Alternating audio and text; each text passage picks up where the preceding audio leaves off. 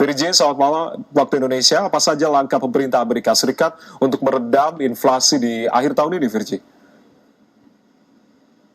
Ya, Jaya dan pemirsa TVRI, mungkin bukan pemerintah, tapi Bank Sentral AS yang langkahnya cukup drastis dalam penanganan inflasi di Amerika Serikat selama setahun ini ya, termasuk menaikkan suku bunga acuan sebanyak total 7 kali sejak Maret lalu dari hampir 0% hingga saat ini mencapai sekitar 4,5 hingga 5%. Tapi hingga November lalu, indeks harga konsumen yang jadi patokan inflasi itu masih di titik 7,1%, yang mana ini masih 2% di atas target The Fed atau Bank Sentral AS.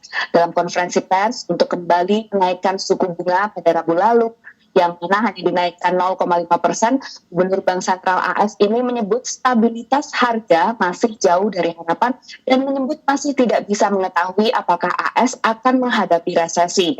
Sementara Presiden AS Joe Biden dalam pidatonya Rabu lalu menyambut kabar ekonomi AS dengan cukup gembira. Perlu kita ingat, pada Juni lalu inflasi di Amerika ini mencapai titik tertinggi 9% yang tertinggi selama 40 tahun terakhir. Biden juga mengklaim bahwa ketika di negara lain inflasi mencapai kenaikan hingga 2 digit, di Amerika inflasi mulai teredam. Ya. Baik, artinya apakah langkah ini juga kemungkinan akan berhasil untuk meredam inflasi dan juga resesi atau seperti apa sebetulnya, Virgi?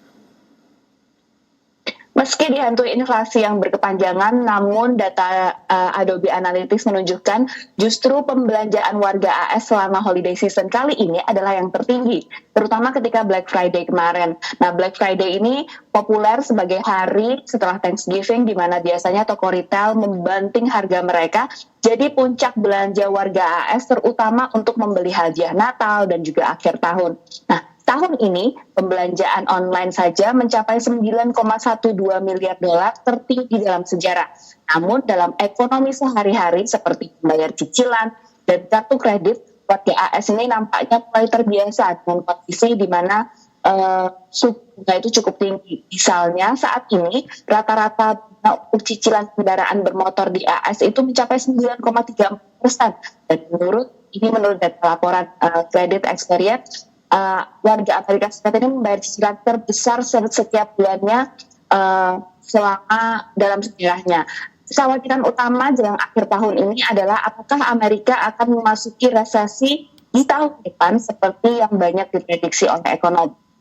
Nah, bursa saham AS ini lesu ketika Bank Sentral AS kembali menaikkan suku bunga acuan Rabu lalu dan atas kekhawatiran akan langkah The Fed yang mungkin akan membiarkan Amerika alami resesi jika resesi itu dianggap akan meningkat inflasi ke target Bank Sentral, yaitu 2% per tahunnya.